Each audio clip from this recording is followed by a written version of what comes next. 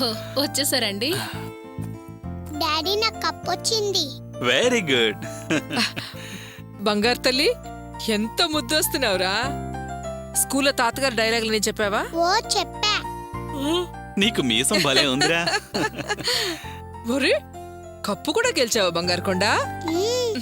ఈ వేషంలో భలే ముద్దుగా ఉన్నావు నాన్న. జయంతి, ఒకసారి లోపలికి రా. దాన్ని ఇప్పుడేగా స్కూల్ నుంచి తీసుకొచ్చాను. కాస్త అన్నం పెట్టి స్నానం చేయించి వస్తానండి. అవన్నీ అమ్మ చూసుకుంటుంది, నువ్వు లోపల రా. నేను చూసుకుంటానులే అమ్మా, వాడు పిలుస్తున్నాడుగా, వెళ్ళు.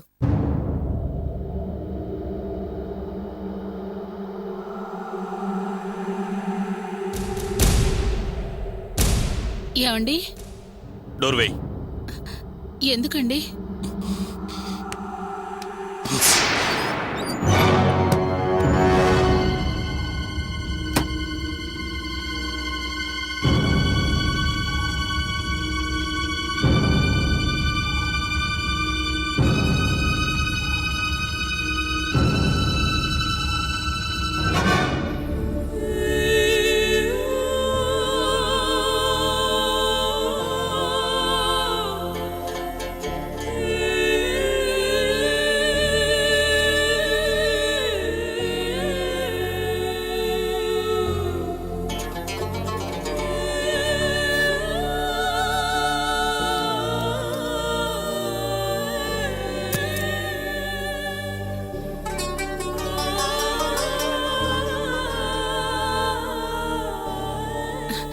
ఏంటండి ఇది పగటిపూట?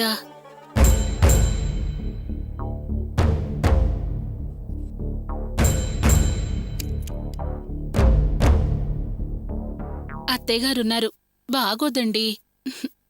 నాకు సిగ్గేస్తోందండి.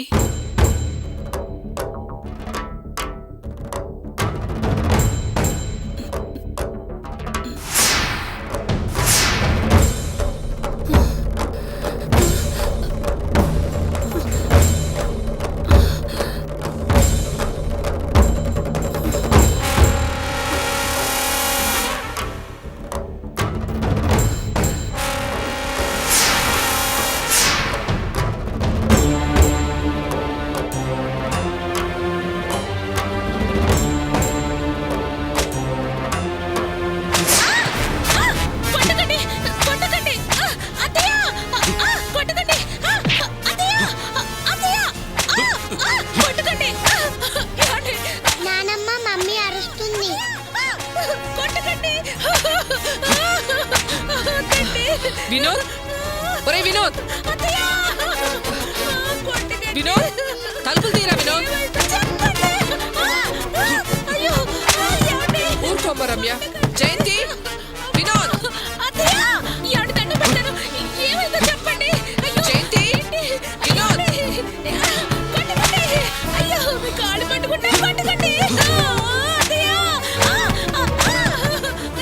ఒరే వినోద్, ఏంటది? తలుపులు తీరా వినోద్. ఒరే వినోద్, తలుపులు తీ. వినోద్, ఏంటది? ఎందుకు రాదని కోరుతున్నావు? ఒరేయ్, నా మాట విను. ఒరేయ్ వినోద్, నువ్వు ఆగమ్మా. ఇది చేసిన పనికి దీన్ని కొట్టడం కాదు, నరికి పారేయాలి. దీని మూలంగానే మన అర్చన జీవితం నాశనం అయింది. అర్చన జీవితాన్ని నాశనం చేసిన రాక్షసుడి. అమ్మా, అర్చన పెళ్లి గోపితో జరగడానికి, అది ఆ ఇంట్లో మోసపోవడానికి, అది మాటి మాటికి ఆ ఇంట్లో ఉండలేక మన ఇంటికి రావడానికి కారణం ఇది వీళ్ళమ్మే.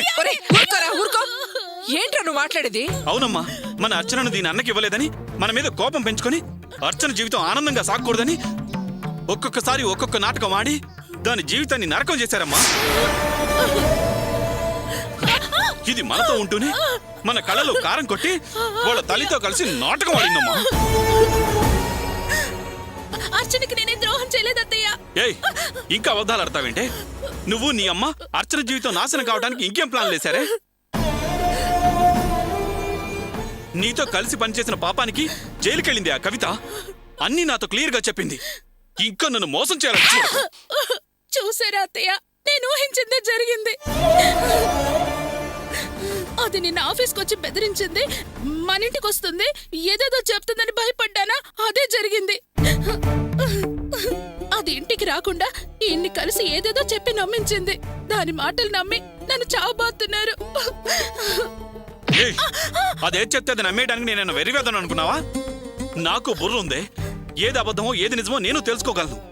అయినా అదన్నీ వివరంగా క్లియర్గా చెప్పిందే. అమ్మా, మనం వేసిన 40 తులాల బంగారంలో వాళ్ళు 10 తులాలు పోగొట్టుకోవడానికి కారణం ఇది వీళ్ళమ్మ. నిజంగానా?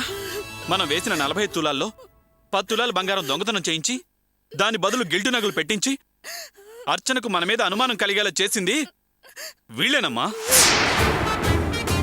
అంతేకాదు, మళ్ళీ మనం 10 తులాల బంగారం పెట్టాం కదా, వాటన్నింటినీ బ్యాంకులో కుదో పెట్టించింది, అర్చన అత్తకి ఆశ చూపించింది, గిల్టు నగలు అనిపించింది వీళ్ళేనమ్మా.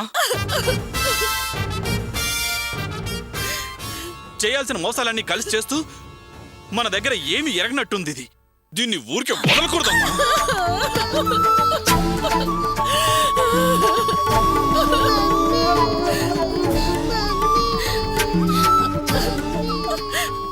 నిజం అత్తయ్య, మీరైనా నేను చెప్పేది నిజమని నమ్మండి అత్తయ్య.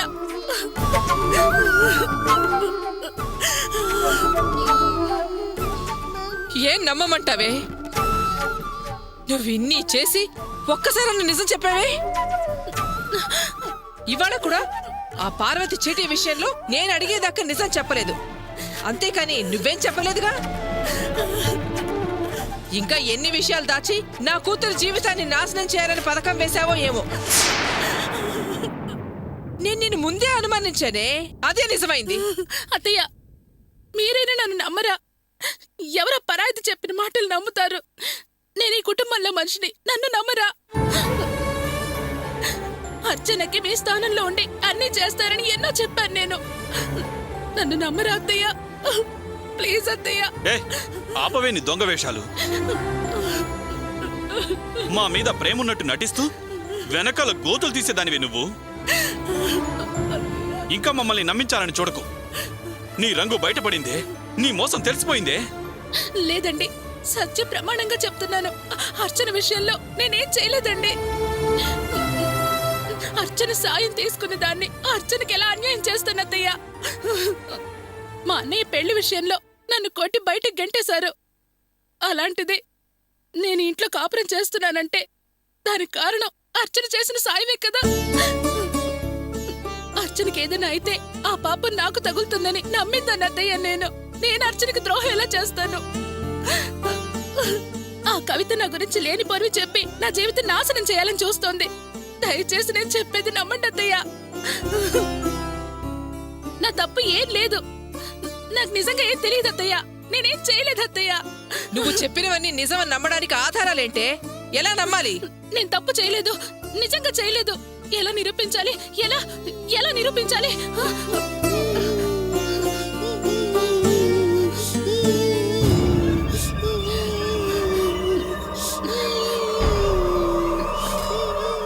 నేను అర్చనకి ఏ ద్రోహం చేయలేదని నిరూపించుకోవడానికి నాకే దారి కనిపించడం లేదు. అందుకే నేను కనిపెంచిన నా కూతురి మీద ప్రమాణం చేసి చెప్తున్నాను, నేను అర్చనకు ఏ ద్రోహం చేయలేదు.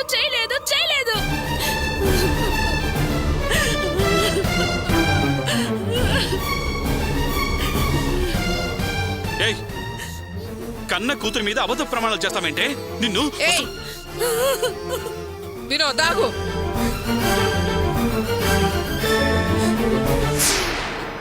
ఆడది ఎంత మోసం చేసినా తన కన్న కూతురు మీద ప్రమాణం చేయదురా. అర్చనకి దీనివల్ల ఏ నష్టం జరిగిందని తెలిసినా దీన్ని నేను ఊరుకోనని దీనికి బాగా తెలుసు. చూడు, అర్చన జీవితంలో జరిగిన వాటన్నిటికీ మీ అమ్మే కారణం, కానీ నీకేం తెలీదంటావు, అవునా? నీకేమీ సంబంధం లేదంటావు, అవునా? సత్య ప్రమాణంగా నాకు తెలియదు అత్తయ్య.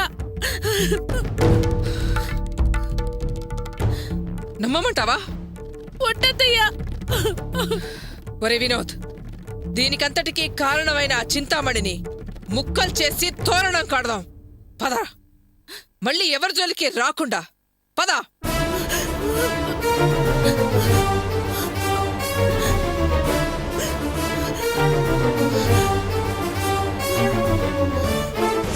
మామ సూపర్ భోజనం పెడుతుందిరా అమ్మ. అవునరా, అమ్మ కూడా చాలా రుచిగా ఉంటుంది. మనం కూడా కాస్త ఎక్కువగా లాగించాం.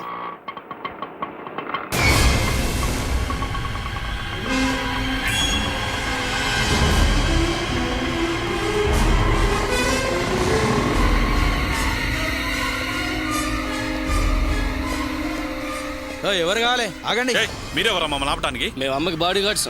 మీరెవరు? మీకేం కావాలి? ఏ వీళ్ళతో ఏంట్రా మాటలు? ఒసే చింతామణి, ఎవరమ్మా? ఎందుకు అట్లా అరుస్తావు? నోరు ముయ్యరా. ఒసే చింతామణి, ఏంటే మనుషుల్ని పెట్టుకుని జనాల్ని బెదిరిస్తున్నావా? రావే బయటికి.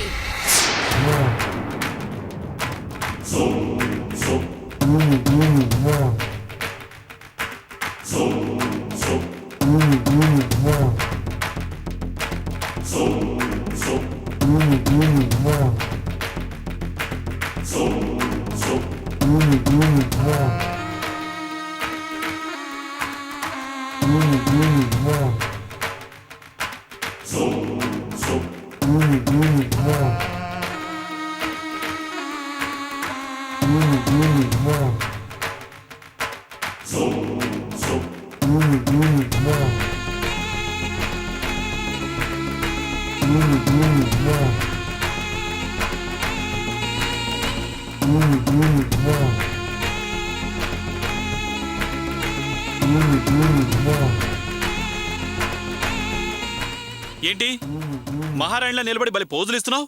రా బయటికి రా. అమ్మా, మీరు రావాల్సిన అవసరం లేదు, మేము చూసుకుంటాం కదా. వీళ్ళకి అంత సీన్ లేదు కానీ మీరు వెళ్ళండిరా, నేను చూసుకుంటాగా. ఏంటే లోపలే నిలబడి మనుషుల్ని పెట్టి సమాధానాలు ఇప్పిస్తున్నావు? రావే బయటికి. హ, మీరు నా ఇంటికి వచ్చారు కానీ నేను మీ ఇంటికి రాలేదు. నేను భయపడటమేంటి? వస్తున్నాను. రావే, నీ సంగతి చెప్తా. ఏంటి వాకిట్లో నిలబడి పిచ్చికేకలు వేస్తున్నావు? పిచ్చా పైచ్చమా? ఎవరికి పిచ్చో ఎవరికి పైచ్చమో తెలుస్తూనే ఉందే. హ, వేదవేషాలేస్తూ మళ్ళీ ఎదురు మాట్లాడతావా మూర్ఖపుతానా? పగలు ప్రతీకారాలంటూ పిచ్చి పనులు చేసేది నువ్వేనే. ఏయ్, అరుపులాపవే. ముందు విషయం చెప్పు. ఏయ్, నువ్వు అసలు ఆడదానివేనా? నీది అసలు ఆడజన్మ అయితేనే కదా ప్రేమ, ఆప్యాయత, అనురాగం, జాలి అనేవి ఉండేవి. ఎందుకే ఇలాంటి మొదలష్ట పనులు చేసి రాక్షసిలా ప్రవర్తిస్తున్నావు? ఇలాంటి పనులు చేసే నువ్వు బాగుపడవే, నాశనం అయిపోతావు, సర్వనాశనం అయిపోతావే. ఏయ్, మాట్లాడిందే ఎక్కువ. హ, నువ్వు ఒక పెద్ద శక్తులున్న దానివి నాకు శాపాలు పెడుతున్నావా? నేను నాశనం అయిపోతానా? ఏంటయ్యా, పెద్ద మగాళ్ళలాగొచ్చి మీ అమ్మని అడ్డం పెట్టుకొని నాతో గొడవ చేస్తున్నావా? ఏంటి తమాషా చేస్తున్నారా? ఆ, అసలు ఎందుకు వచ్చారు ఇక్కడికి? ఆ, ఏం చూసుకునే నీకు ఈ ధైర్యం? అర్చన జీవితం నాశనం చేయడానికి ఎన్ని ప్లాన్లు వేశారు? నువ్వేం చేసినా అడగడానికి ఎవరు లేరనుకుంటున్నావా? ఏంటేంటి నీ చెల్లెల జీవితాన్ని నేను నాశనం చేయాలని చూస్తున్నానా? ఏంటి ఏంటిది కొత్త కథ? ఆ, కొత్త కథేం కాదే, కథ పాతదే. నీ పాత్రే కొత్తది. నీ రౌడీ కొడుక్కి మా అర్చనిచ్చి పెళ్లి చేయలేదని దాని జీవితం నాశనం చేయాలని చూస్తావా? నీ పథకాలని తెలిసి నా గుండె పగిలిపోయిందే. నిన్ను కసిగా గొంతు నలిమి చంపేయాలని వచ్చాను. ఆ? నువ్వు ఇద్దరు పిల్లల తల్లివే కదా, నీకెందుకే ఇలాంటి పాడు బుద్ధి, పాడు పనులు? నా కూతురు దాని అత్తగారింట్లో మొగుడుతో సుఖంగా సంసారం చేసుకోకూడదు అని, సంతోషంగా ఉండకూడదని, మాకు మా వియ్యాల వారికి మంచి సంబంధాలు ఉండకూడదు అని కుట్రలు పనుతున్నావు కదే. నీ దుర్మార్గం మాకెలా తెలిసిందని ఆశ్చర్యపోతున్నావా?